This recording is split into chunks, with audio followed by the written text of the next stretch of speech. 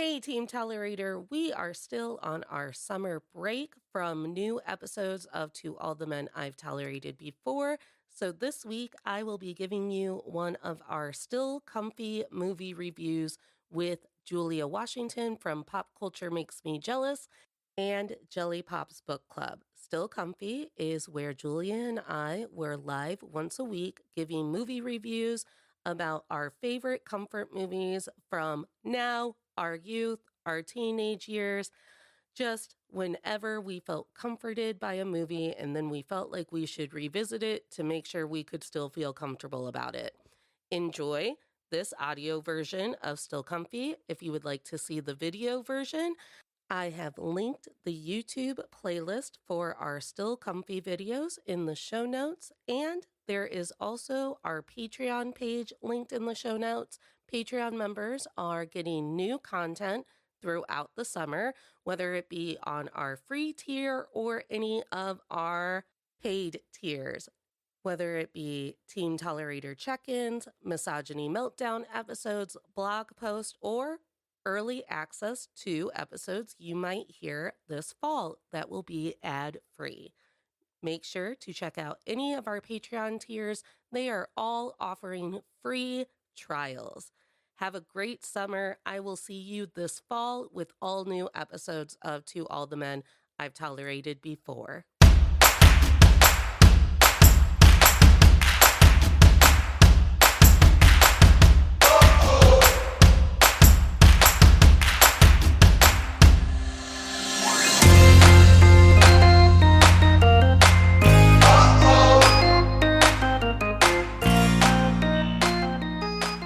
Already live on TikTok.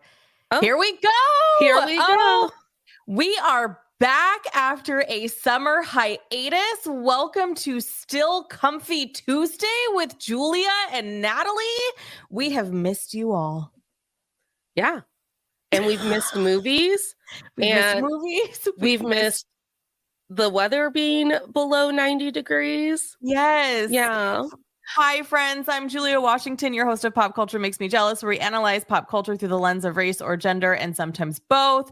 As I said, it's Still Comfy Tuesday, and my co-host is... I'm Natalie Katona. I'm the host and producer of To All the Men I've Tolerated Before, your weekly look at everyday misogyny. And watch, everyone, I can be in the chat. I'm so excited. And we are talking about Freaky Friday. Freaky Friday. It is a 2003 gem, and let me tell you about this movie from the Googles. Single mother Tess Coleman and her teenage daughter Anna couldn't be more different, and it is driving them both insane. After receiving cryptic fortunes at a Chinese restaurant, the two wake up the next day to discover that they have somehow switched bodies. Unable to switch back, they are forced to masquerade as one another until a solution can be found. In the process, they develop a new sense of respect and understanding for one another. Who needs AI when you could hire me?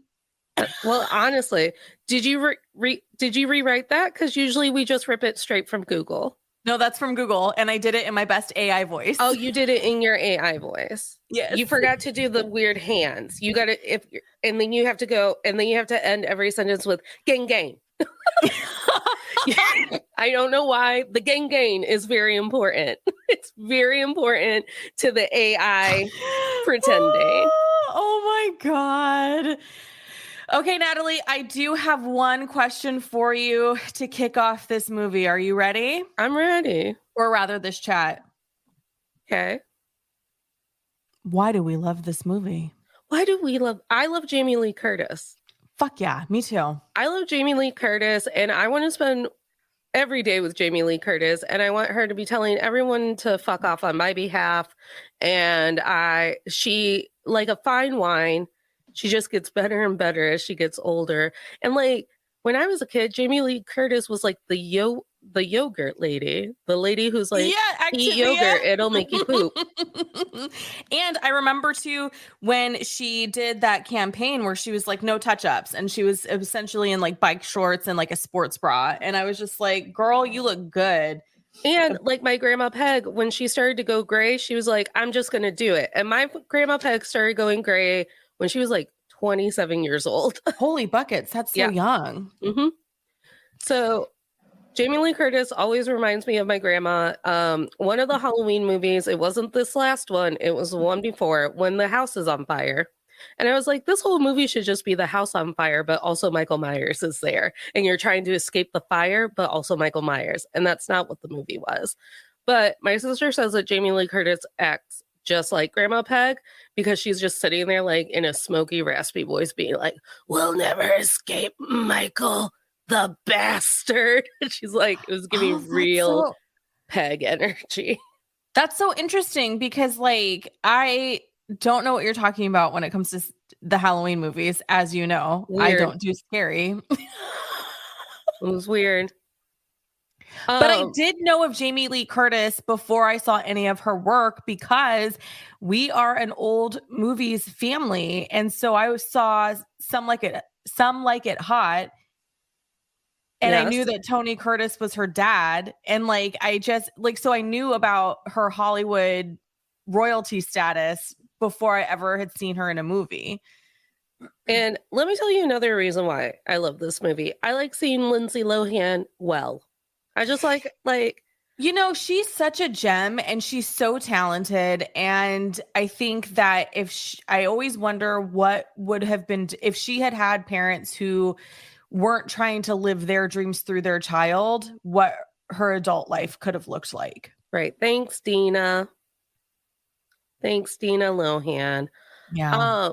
I am truly ready for the Lindsay Lohan Sans, where because you know she did that Netflix Christmas movie. The Christmas movie. But I don't know if we're going to get a true renaissance from her because she is married to someone who has a very, not the way that Americans view conservative lifestyle, modest. Oh, a modest lifestyle. So I think that's going to pose limitations on not that I'm saying that you have to be risque when you are an actor. When there's religion modesty involved, it does sort of change the nature of what your work is. I'd be fine with just a Christmas movie every year. I found that Christmas movie delightful. Yeah, it was cute. What's that kid's name? Cord Overstreet. That's it. I was like, it's something musical. From Glee. From Glee. That's right. From Glee. I find that this movie is incredibly delightful, regardless of what age you are. Yeah. No. Do you feel like this movie, this was the first question I wrote down for you. Do you feel like that first scene where Jamie Lee Curtis is juggling, trying to plan her rehearsal dinner, like arguing with the man about fish, shopping for her kids, also like... I'm going to itch on my head. I'm sorry. It's so embarrassing. I should have like closed the camera. Just like, trying to like figure out whether or not Lindsay Lohan's coming home that night. Do you feel like this is one of the more realistic, like actual portraits of single motherhood that we have? Yeah, I do, because I feel like she has her shit together to an extent. Like her hot messness isn't because of anything that, what am I trying to say? I feel like when I was a professional business woman, this was very relatable. Yeah. No, I agree. I am a little annoyed that like why isn't your fiance helping more? Right. But also it's not a movie about him. Well, and like the surprise twist ending where it's like, he's a great guy. I'm like, great. Good for him. Good for him being a great guy. I think it falls short on how I think when it comes to teenage Lindsay Lohan, it's so satire and upped and ante that I'm like, girl, no one shrieks that much. No one has the time to shriek that much during their high school day. It's very Disney-fied. Yeah. Like it is very punched up for Disney. That's for sure. Absolutely. And then I couldn't remember, was this a movie theater movie or a straight to Disney movie? Movie theater movie. Movie theater movie. it reads kind of now like a straight to the Disney Channel movie. Well, and I think that this is when Disney is starting to sort of change how they navigate what goes in the theater and what goes to Disney Channel. Because yeah, they had Disney Channel content, but they were really starting to focus in and hone in on like that tween age. Because also Cheetah Girls came out around this time, but that was a Cheetah straight girls, to Cheetah-licious. it might have been Cheetah Girls might have been a little bit later, but like that's this era, right? Mhm. Like it's like we are starting to get well, maybe because Cheetah Girls might have been later. Because I'm thinking High School Musical, but that was like 2007. Yeah, I was But too it's all within that generation though. yeah, I was too old to like High School Musical by the time it Yeah. came out because I Yeah, was in same. college and I was like, I Yeah. don't care that Zac Efron really wants to play basketball. No, but I do appreciate the evolution of his career, so I can watch his movies now. Started from the bottom, now we're here. hmm Yeah. And so like I feel like this is definitely a movie that is intended to be silly and fun. And so in what I don't know if you knew this, but our friend Chris DeRosa came on to Pop Culture Makes Me Jealous to talk about this film.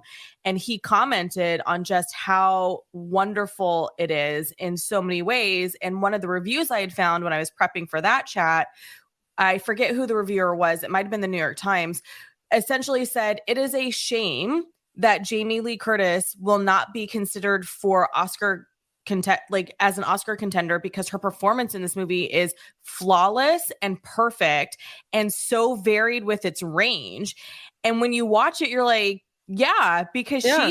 she's got so much going on. It's so believable. And just the way she could go from buttoned up stuffy mom who's trying real hard to be like the best version of everything with her book, and she's a psychologist, right? Mhm. And so like there's a certain level of I have to have my shit together for that, and then to flip to behave like a teenager in the way that it really takes acting chops to do something like that so believably. Well, and we already got a taste of this from The Parent Trap with Miss Right, with Lohan, Lindsay. but Mhm. she's also a code switcher. She can like immediately be like, "Oh, now my character is doing this. Oh, now I'm an uptight mom." Yeah. Yeah. And I felt like their physicality ever Yeah. since Orphan is the New Black. No, Orphan Black. There you go. I do it all the time. How dare those shows come out in the same year? How dare? Ever since Orphan Black, I'm obsessed with the way that characters who are either playing multiple roles within the same film or Mhm. are like made to act like they're someone else or whatever will change their body position and their body structure and their facial expressions on a dime because Yeah. Tatiana Maslany was perfect at that throughout the entire show. And she was often Yeah. playing like 15 people an episode. Yeah, and I think it really does speak to the difference between people who are into that craft of acting versus people who just want to be in movies or who Right. just want to be famous. And I think that Jamie Lee Curtis and Lindsay Lohan were the perfect pairing to play the mother and daughter duo because in 2003, when I think about the teenage actors at the time, I don't think anybody else could have done it. And when I think about the mom aged actors that existed at the time, I honestly don't think anybody else could have done it. Like Goldie Hawn's a great actress. I don't think she could have pulled this off. No, and Goldie Hawn has a different type of physical comedy than Mhm. Jamie Lee Curtis. Yes, and then I was thinking about okay, then I fell down the First Wives Club, right? I was like, oh, and then Diane Keaton. It's like no, because there would need to be like a moment where she screams real loud and has a moment of panic and then falls down, and that just doesn't work for this movie either, Right. because that would then compete with the teenager storyline. Correct. Yeah.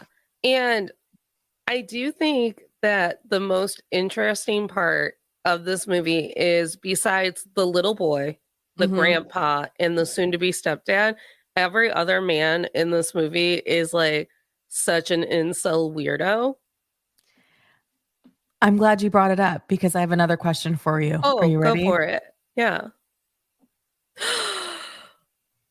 Oh, that's right. One of my first note for today's episode is I forgot Chad Michael Murray was in this. Mm-hmm. We don't like his hair in this Well, movie better it's than Lucas's hair. it's What are we 2003, doing? so everyone had bad hair. And, and I feel like it's just Lucas Scott if Lucas Scott could play guitar. You know? Dead. It's Lucas Scott doing I wanna push you around. Oh my Jamie Lee. Oh, I forgot to remind everybody, we don't know that you're here because we're using a third-party streaming source to get to YouTube. So in order for us to know that you're here, drop a comment, join in on our conversation, answer our questions that we're putting up here. Let us know you're here, even if you're watching the replay, because we still get notified that you commented and then we can respond back. And I'm always online and I will respond back. Even if it's just with the fearless heart. Yes. This is my emoji of the year. Just Love. the fearless heart. Yes. Okay, back to Chad Michael Murray and playing Lucas Scott in every film. Do we need to go down the rabbit hole of his movie catalog with Hallmark to see if he continues to be Lucas Scott even well into his adulthood? Do you remember it was last Christmas? I was in a dark place and I was like, I want to watch a Chad Michael Murray Christmas movie. And they're all on Hallmark. I don't have Hallmark because I don't have money. And I found one that I could like watch on Prime or Hulu or something. Mm-hmm. And it was, when I tell you, he was playing an angel. And I guess he plays this angel in a couple of these movies. And he was like, you know when people of the church are trying to be like very calm and not startle you that they are of the church. So it was like, why, yes, I would love some hot cocoa. And then like in the arms of an angel, because he's just trying to be like holier and like withdrawn from general society. I think we should go back to playing angels like John Travolta did in Michael. Oh my God, that's a callback. I haven't seen that movie since it released in the movie theater. Honestly, put it on the list. We need to do John Travolta and Michael. A movie that I was probably watching way too young.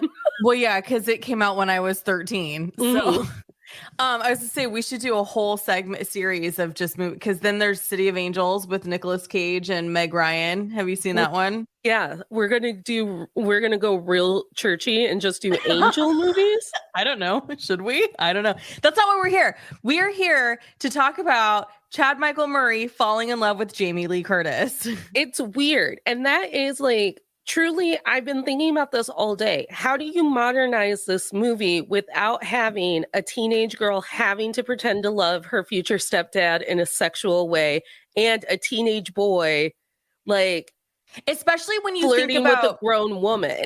Especially when you think about how much better millennials aged than boomers. Because like, have you seen modern day Chad Michael Murray? I know you have. That man is fine. Could you imagine him playing the future stepdad and then like, I don't know what, Sydney Sweeney playing the teenaged girl? Like, or even like Kate Hudson's 43. Yeah. So she could be the Jamie Lee Curtis stepmom, right? Now, I mean, I don't know if she has the acting capabilities to do it, but like when I think about just on appearance alone, if they remade this movie, everyone would just look like all the same. That like the teen, you know what I mean? It's like, wait, and then everyone's hot in Hollywood now, whereas you know you know what I mean? But all I can think about is a Euphoria version of Freaky Friday where it's gritty.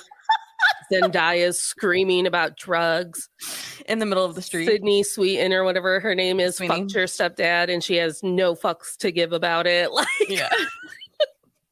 Gritty reboot of Freaky Friday. Because the original was Jodie Foster. Oh, Jodie from Foster, 1976 or 1977, somewhere around there. I am always floored by how old Jodie Foster is. I know. And when I watched the original not that long ago, and it was like everyone looks exactly how you think they would look in 1976, right? Like dad's kind of aged but still working and kind of dopey. Like the woman who plays the mom is so beautiful. And you're Mhm. just looking at this couple and you're just like, how she's gorgeous and you're there. I need Phil Dunphy to be in the reboot of Freaky Friday. That's the only dad that no one's hitting on. Yeah. Yeah. Yeah. You know what? You would have to source people who are over 50 to play this, if not more so, because even then, and I told you this today, I was listening to Pod Meets World and the Mark Paul Gosselaar episode. And, you know, in my mind, he's fine. And I think he's close to, he'll be 50 next year. Yeah. And he looks so good. Yeah. It's because he too has been touched by an angel. He real churchy now. A lot of those 80s sitcom dudes got real churchy. Who's the Growing Pains guy? Well, that one was always churchy. Oh. You're talking about Candace Cameron's brother, Kirk Cameron. The Camerons were Kirk always Cameron. churchy. The Camerons. The Camerons were always Church Hollywood royalty. Yeah.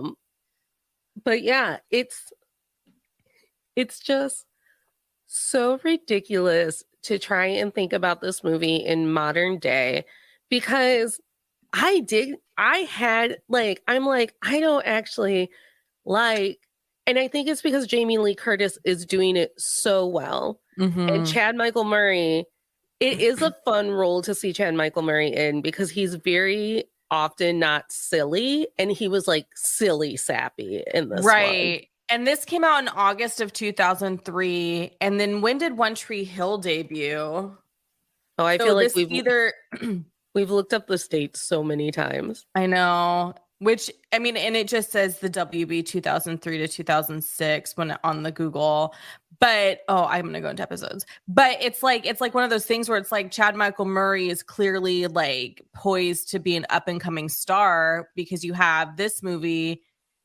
Yeah, September of 2003. So Freaky Friday came first. And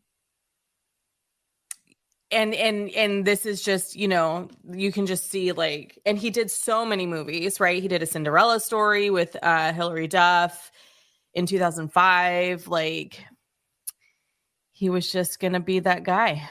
He's gonna be that guy. And then I think the One Tree Hill men ruined it for everybody. Like, they tried to do Hillary and Sophia's career. Hey. I think so. I really do, because when you think about like the progression of the One Tree Hill cast, it's like no one's a major Hollywood film star. No. Bethany's coming out with an album soon, and I can't wait to listen. It's about strawberries or something. Oh, that's cute. Strawberries in the title. But versus like Saved by the Bell's at the top of my mind again, because again, I listened to the Mark Paul Gosselaar interview. But like Mario Lopez, he's not a film star, but he's very prominent and in everyone's face. Yeah, he is everywhere. I did have to like turn away from the movie and like look at my phone or something, because I'm like, I don't want to watch Chad Michael Murray flirt with Jamie Lee Curtis. I don't know why I got prudy during it. I was like, and I do think it's because Jamie Lee Curtis at any age can drop her face and make herself look like a teenager in love. And I'm like, it's icky and I don't want to watch it. Did you watch her in The Bear season 2? No, you know, I haven't watched The Bear because every time I turn on The Bear, my ADHD says no. My ADHD is like, we're not paying attention to this.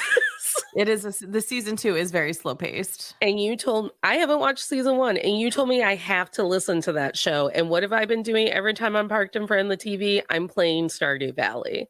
That's all I'm doing all day long. I loved it. I loved it so hard.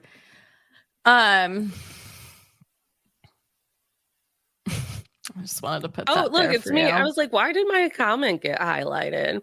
Everyone, that's an example of how you can comment on the live. Jules will probably log off at some point and comment on that. Maybe it'll be the Fearless Heart. But should you stumble upon our show on the good old YouTube, give us a YouTube comment. Give us a YouTube comment. Tell us why you love Freaky Friday. So let's talk about this concept of a reboot. Like, do you think that Disney would attempt a third version? Try at it? Yeah. Here's another thing that I think we're slowly distancing ourselves from, and there's not actually that clear-cut line in between a middle-aged mother and her hormone rampant teenager. I feel Mhm. like in a lot of film and TV, we're not getting that there's just a 15-year-old in my house shrieking at me all the time. And to be fair, that was not my teenage experience. My Right. mom and I would have like one blow up a month. I would lock myself in my room. And then I told you she just scratched on my door to be Mhm. like, what if we ate Ben and Jerry's and watched Lost? By the way, I heard Lost was a toxic work environment. Yeah.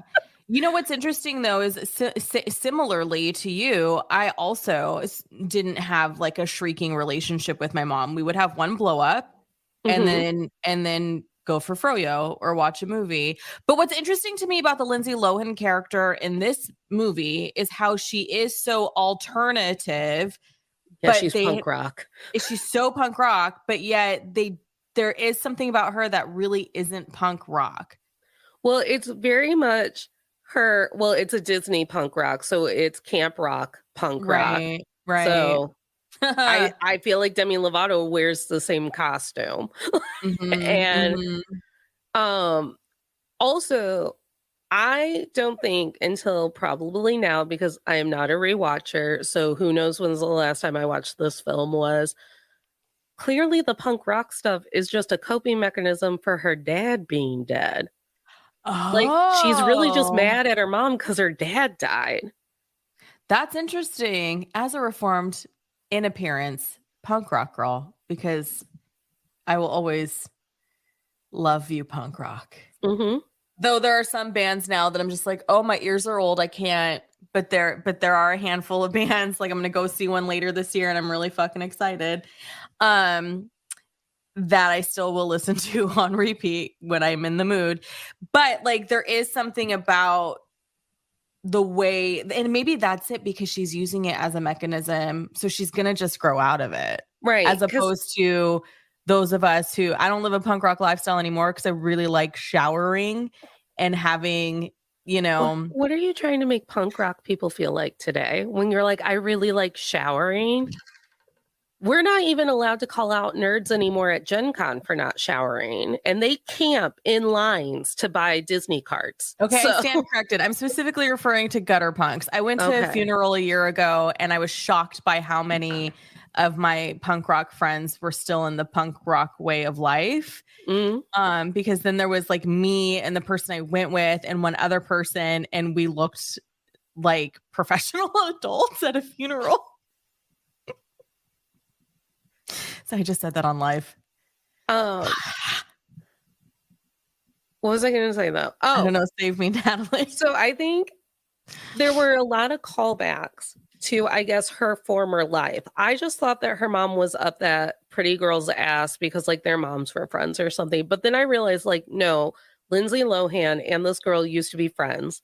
Then her Hmm. dad died. Teenagers do not have the emotional intelligence to deal with a death.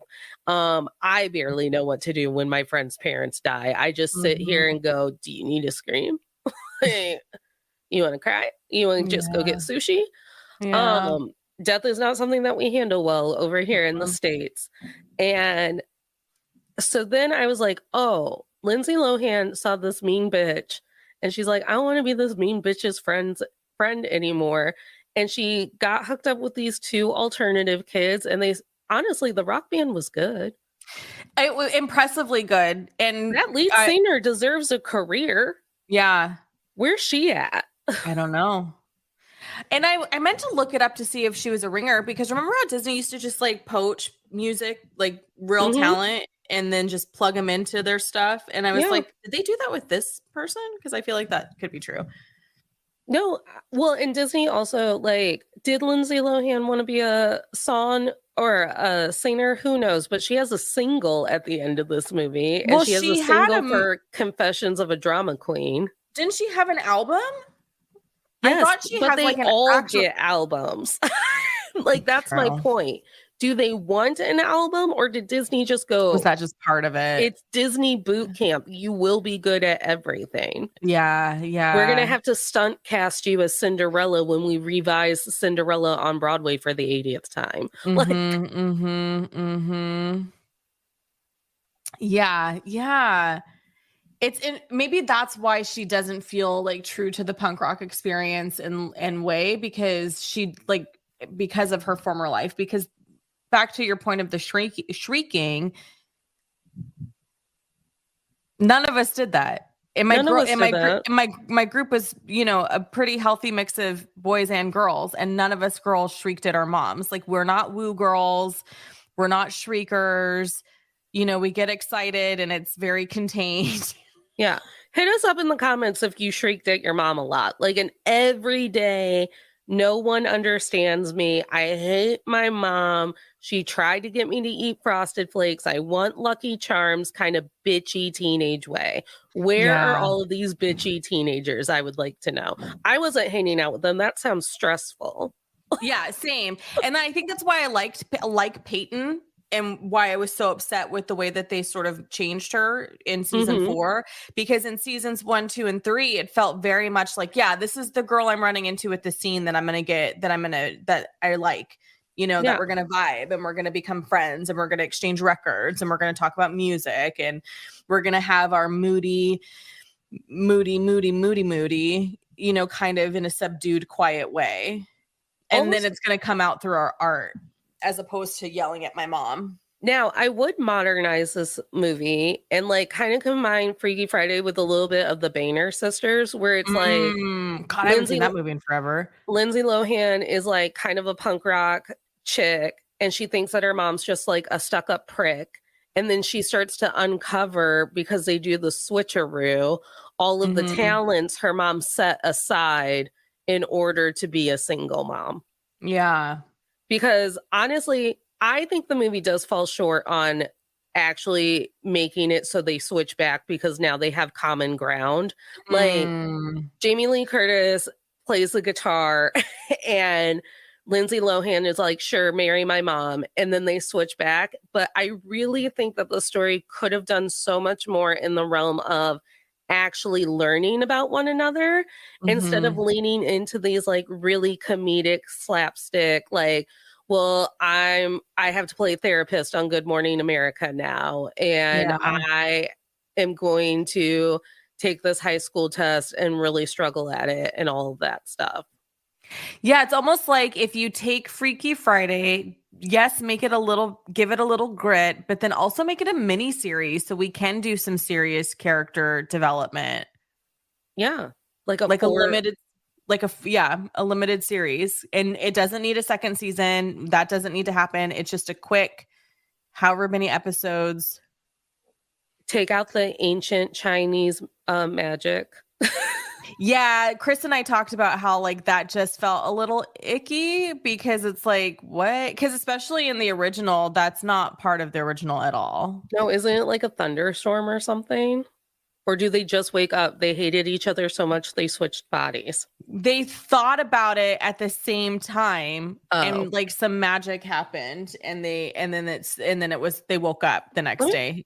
Let me tell you about the 70s and the 80s. They were wild about body swap movies. Yeah, they loved body swap movies. Do you remember that really creepy movie where Robert Downey Jr. is dead, but he swaps into his daughter's boyfriend's body, and then what movie are you talking about?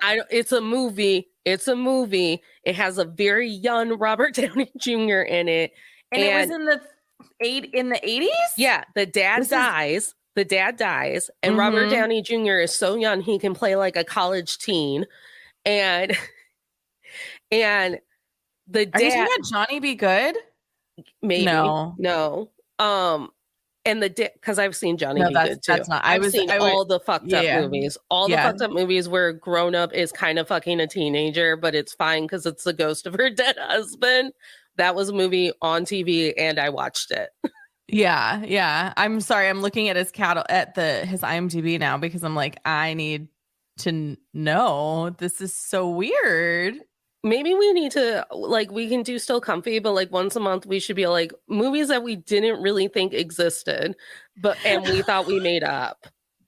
Movies that we're confident are real, Right. but Movies that people tell me are fake, but I know I've seen them. Like the but I Polar Bear know it. Cane. Oh my gosh. No one's seen the Polar Bear Cane, just me. Yeah, I don't know what you're talking about. Just me.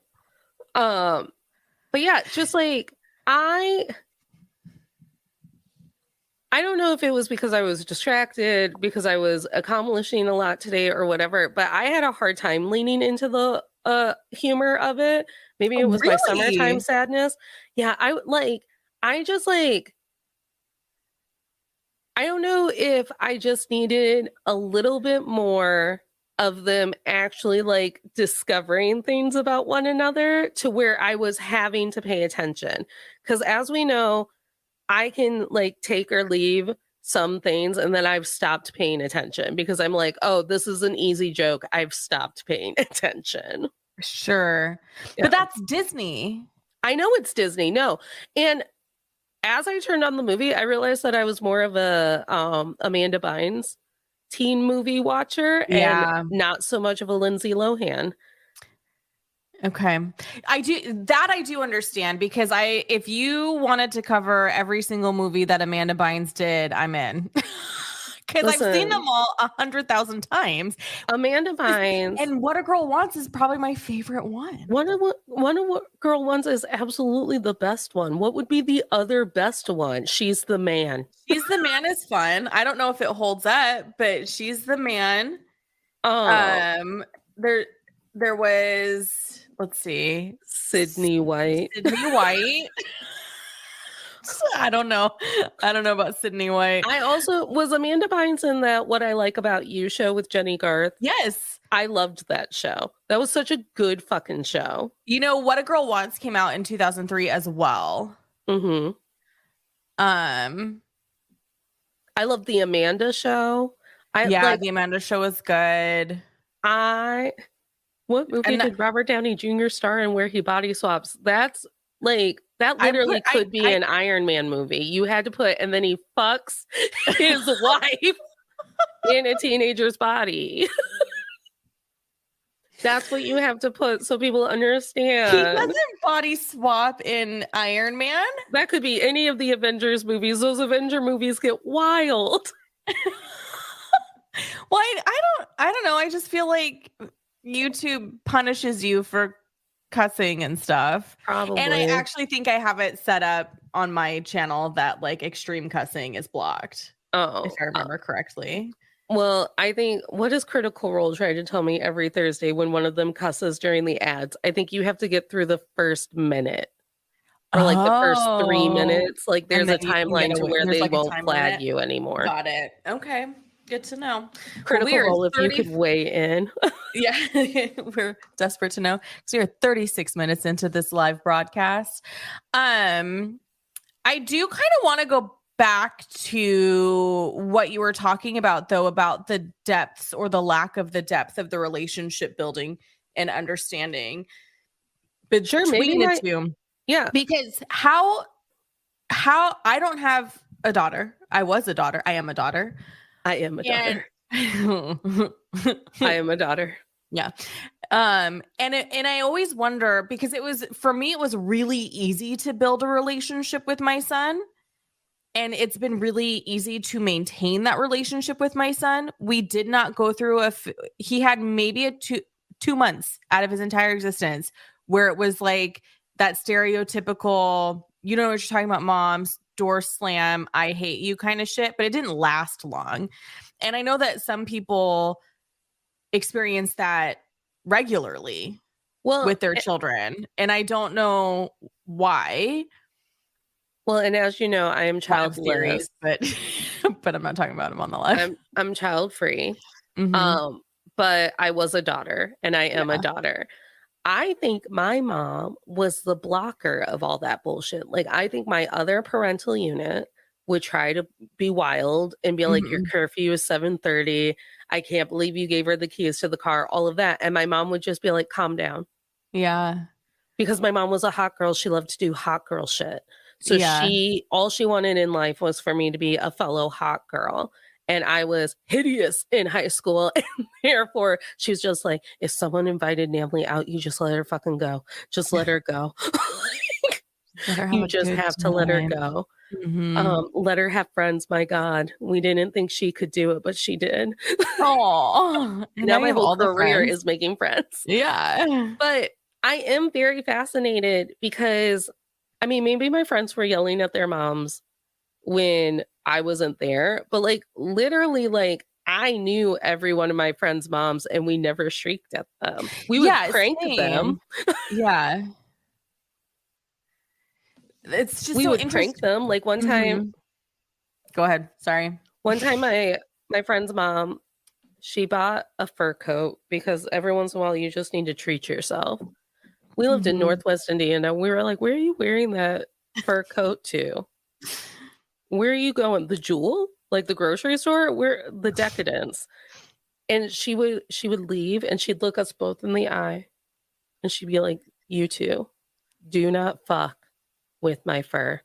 And now I can't hear Brass Monkey, that funky monkey, without picturing my best friend and I in her mother's furs dancing to Brass Monkey.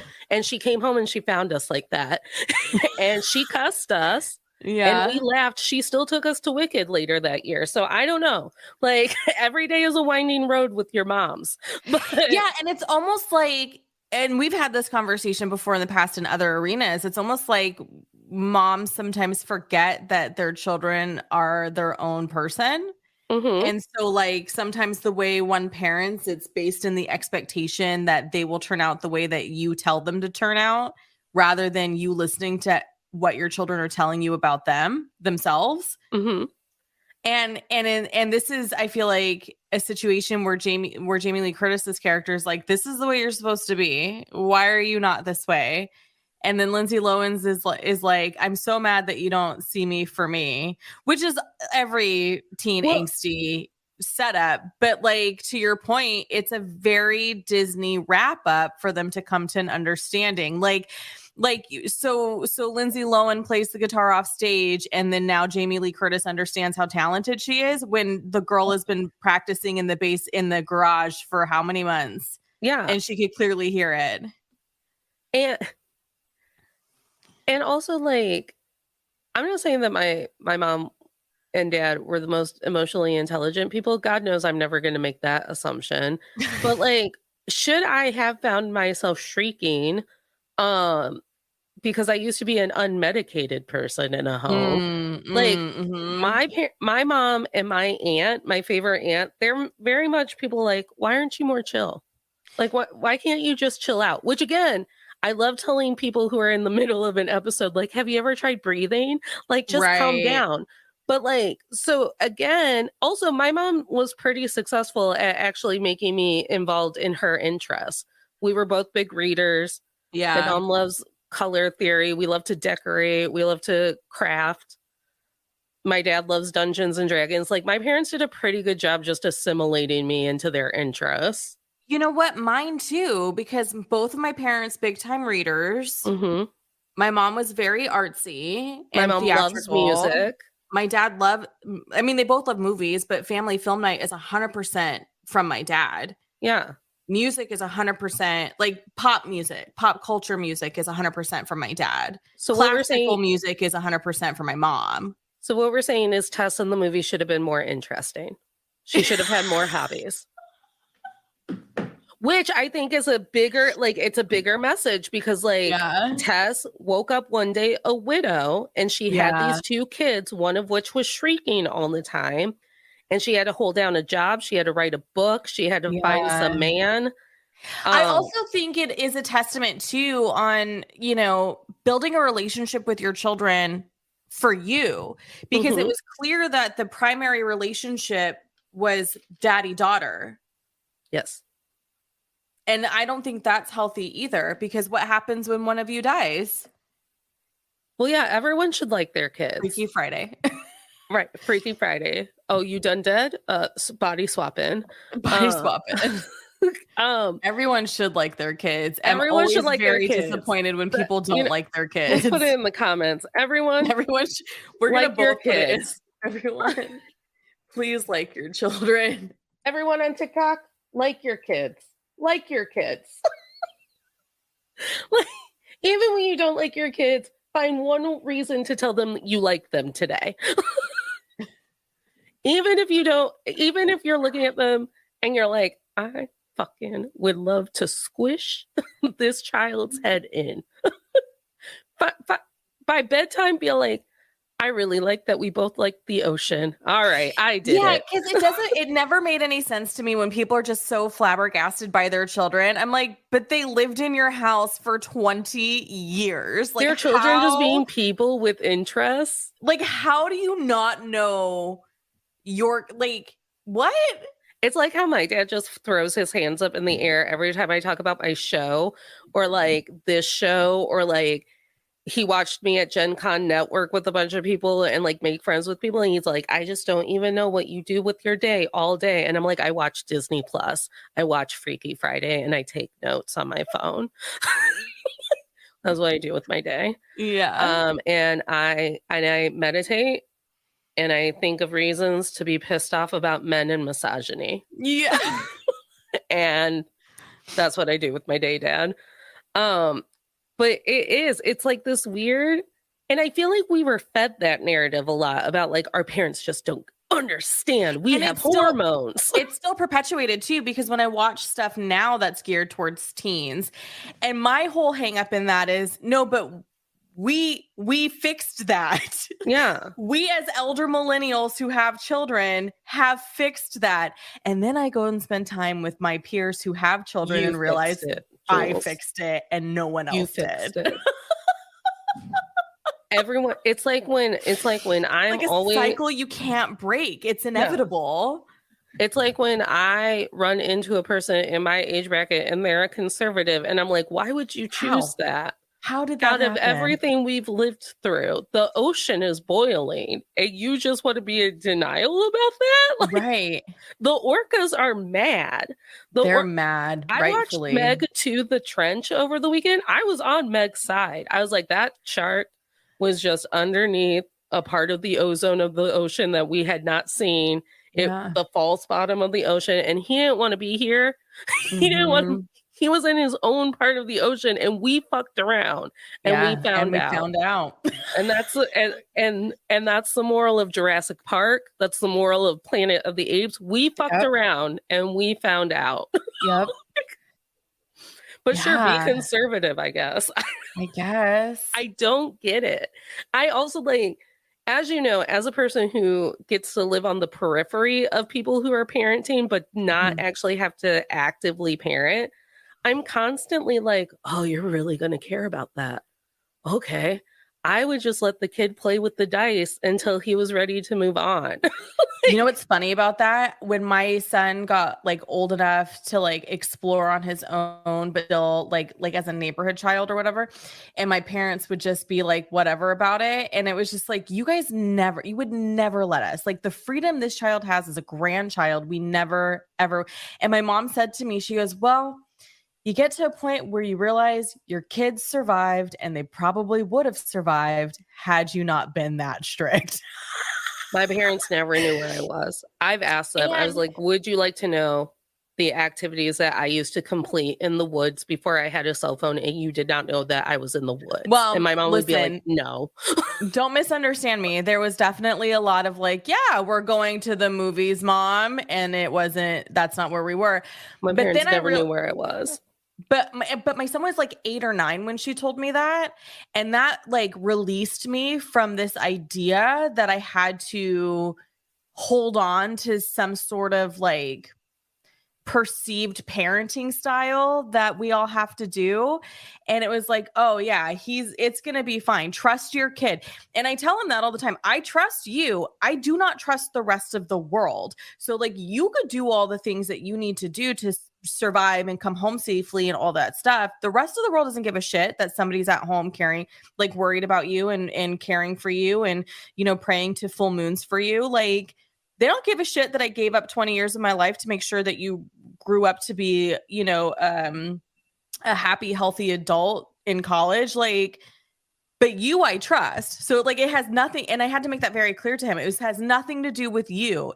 It has everything to do with the fact that I know the world does not give a shit that you are loved. Right. You hear that, everybody? The world does not give a shit that you are loved. The oceans are boiling. The orcas are mad. The otters are stealing surfboards. The end is nigh, is what I'm saying. It's still 90 degrees out, and I would like to know why. The other part of it too, I know, because the earth is mad. The other part of it too is I always operated in the sense of like, I want you to want to come home to visit me. Yeah. I want you to want to be like, you know what? I haven't seen my mom in a while. Like, let me go visit. And I think watching Freaky Friday, you're like, Jamie Lee, do you even like your children?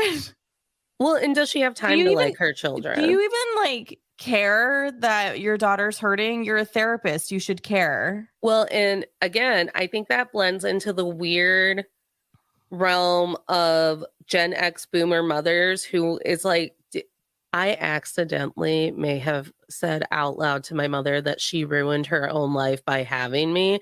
And then she had to explain to me that that is not how she felt. Oh but I was my like, gosh. yeah, I just tell people like, my mom was doing hot girl shit. And then she had me too early in her marriage, ruined her life. And my mom's like, that. No. I was like, oh, is that that's how I perceived everyone felt. So,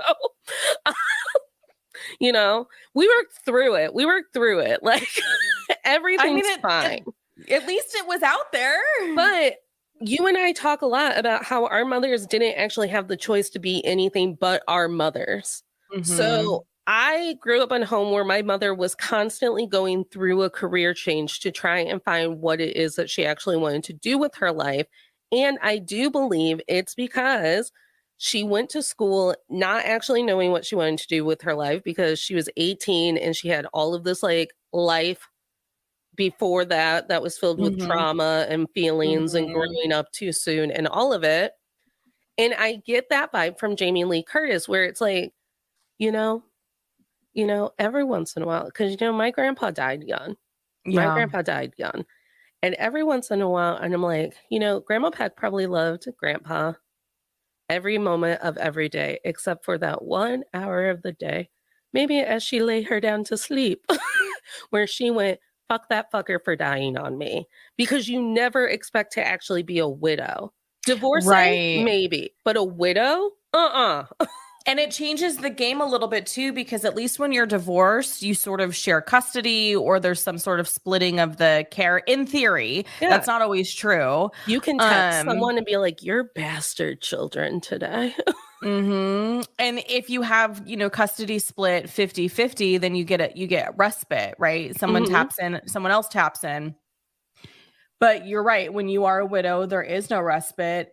And even in 2003, because if you'll recall, I became a parent the following year, even in that era, it still was very hard for women to be successful as single women, as single mothers. Well, and I can't, and again, I've known several widows, but I've only known one widow who then had to raise teenagers and young children after the widowing. And I can't imagine what it's like to have society tell you all the time that women are dramatic and they're emotional and they're crazy and they should be quiet and they should be pleasant and they should smile more. And then to have the person that you were going to build a life with die. And then you have to shut that part of your brain off because your kids are crying about it. Right. And then that feeling of like moving on and now your kids are crying about that. And there's just like, it's so much to hold on to and you're forced to hold on to it because you're the grown up in the room. Yeah. And we're not allowed to have space to do grief or feel our emotions regardless. I'm reading that book when women were dragons. Yeah. And she literally talks about that, how, like, the first thing her mom ever taught her about being a woman socially, and this is a book that takes place in the 50s, but I'm pretty sure that we're still getting this lesson, is Mhm. she goes, "My mother taught me how to make the neutral, pleasant face. So even when I Mhm. was angry, even when I was sad, even when I was enraged, happy, any of it, to get through whatever moment I needed to get through so everyone around me was comfortable and we could all survive it. Yeah. She taught me how to just, like, soften my face, shut Mhm. off that part of my brain, do that little half smile, and then be like, 'Can I Mhm. please leave the room to go scream in my car?'" Yeah. Like, Yeah.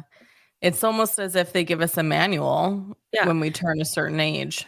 It reminds me a lot of that, like, meltdown that Drew Barrymore has at the end of Riding in Cars with Boys Oh because my that bastard gosh. kid of hers tries to tell her that she didn't do a good job, and Mhm. I'm always like, "Fuck that kid," and I'm Mhm. screaming with her. I'm like, "She should be screaming at you in the street." She wanted to be an author. She wanted to be an award-winning author, okay? She got knocked up by dumb Steve Zahn. Yeah. Who's We're got a lucky that drug he who problem. has a drug problem. We're lucky he didn't do it 2, 3, or 4 times because I've seen women go through that. Yeah.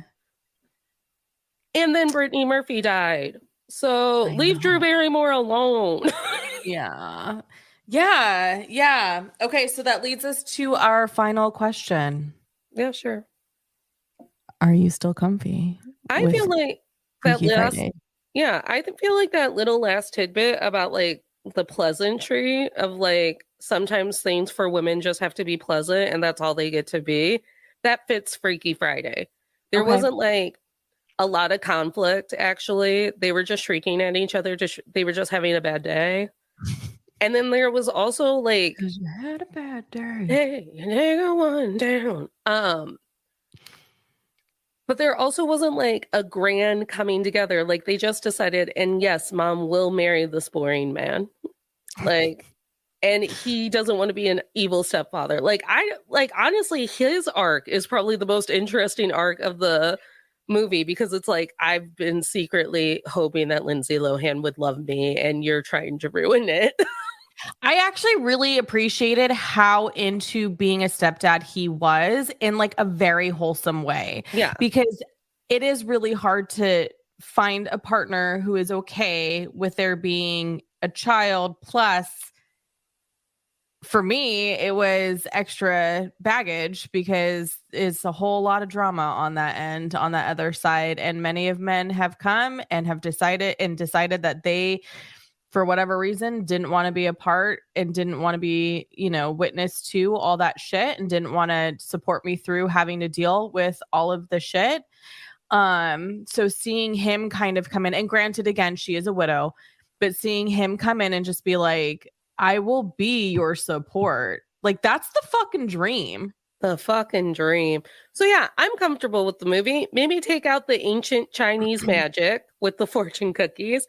Maybe take out Chad Michael Murray wanting to make kissy kiss with Jamie Lee Curtis, but, like, good So on you, awkward. Jamie. You got to kiss the hottest heartthrob on the WB that year.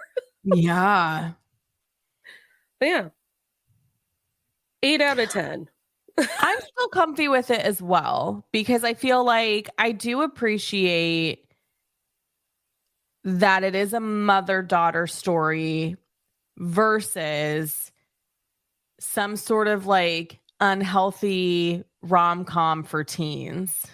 Yeah. And we know I love rom-coms. But like it could have been the wrong kind of story.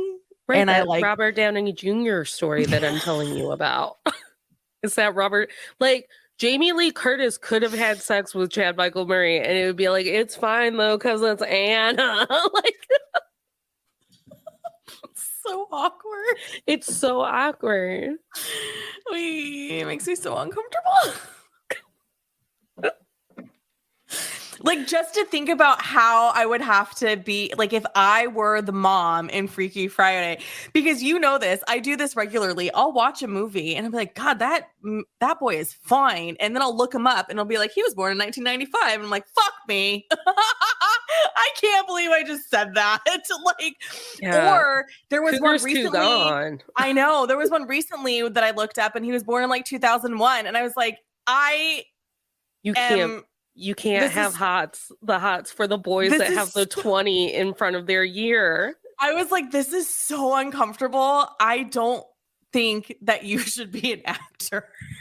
It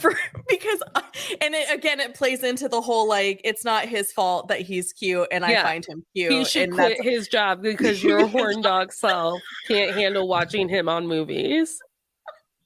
You're like, quit your job. This is indecent.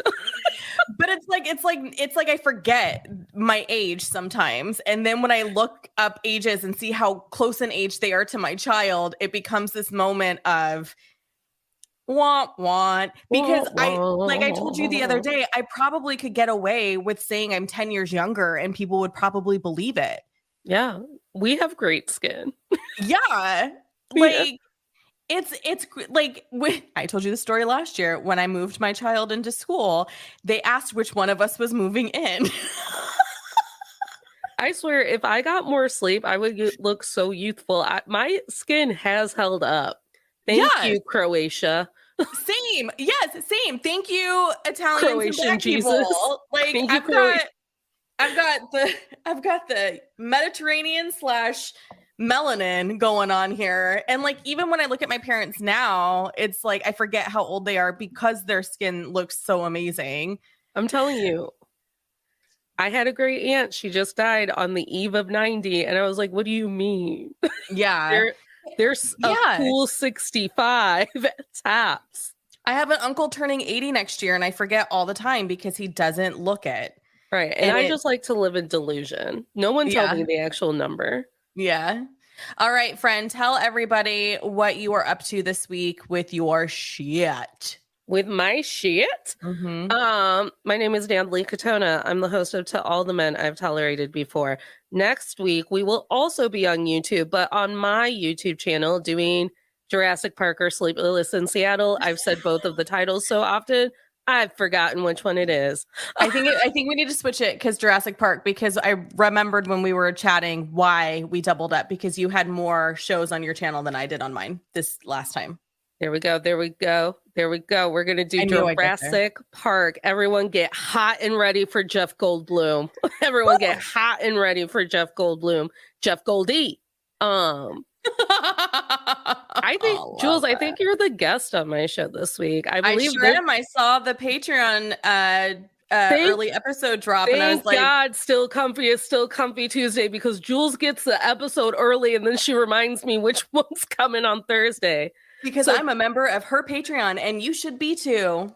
So Thursday, Jules and I will be talking about how women sometimes uphold misogyny and how it fucking lets us down. And we're going to be talking about women in our lives, our mothers, Britney Spears did nothing wrong. Lizzo. Britney Spears has done nothing wrong. Britney Spears did nothing wrong. We touch on Lizzo. Taylor Swift. And a little bit of Beyonce. For whatever reason, I was mad at Queen Bey that day. I don't remember. We recorded. It's because I don't like Jay-Z. Oh, that's right. We did kind of, why do I have to continue to look at Jay-Z? So Jules, tell everyone. So that's me. Find me at Men I've Tolerated Pod on Instagram. I've started a blog. It ain't out yet, and newsletter shit.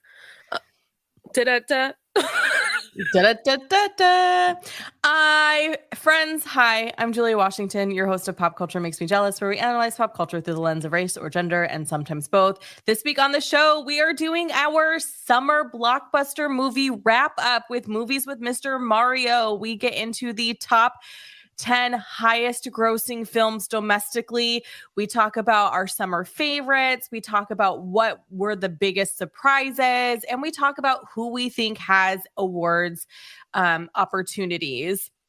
Assuming the strike is over by then and we have The own strike awards will never be season. over. It feels like the strike has been going on for a very long Executives are time. evil. We really need the executives to get off their $1 million of shit and share some of that profitability with the true people who are doing the actual work. Everyone cuss out an executive today. That is your homework. Everyone, I don't care if they're a movie executive, just find an executive and cuss them out. And then go see Bottoms, because that is the movie of the summer. I'm so upset. And they won't wide release it.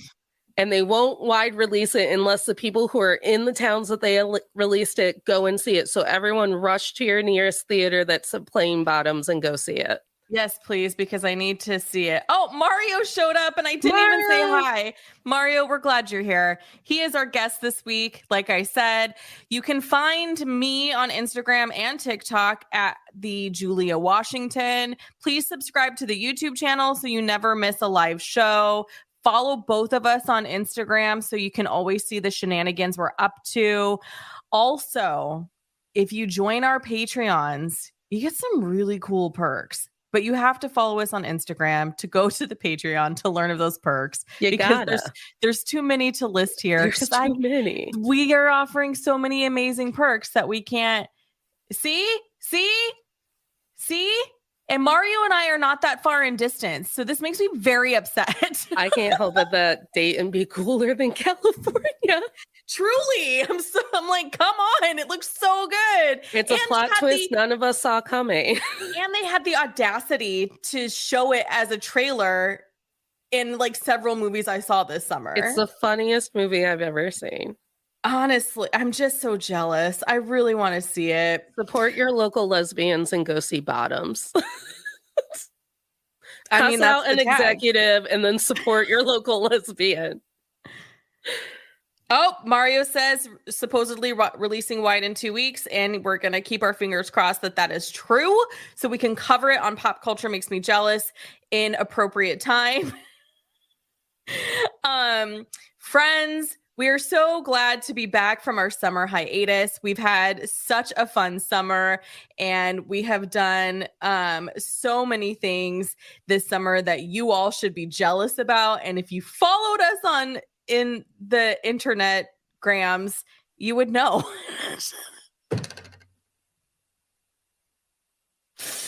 Can you tell us this is our first show back after like 3 months?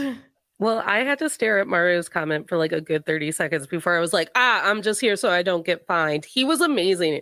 Put him in all the movies like we did. What's that wrestler? John Cena. Him and John Cena need to be in a movie together where they don't belong, but they do. John Cena's in a new movie I saw a trailer for when I went and saw Gran Turismo, and I don't know how I feel about it. Listen, I love John Cena. Everyone, cuss out an executive.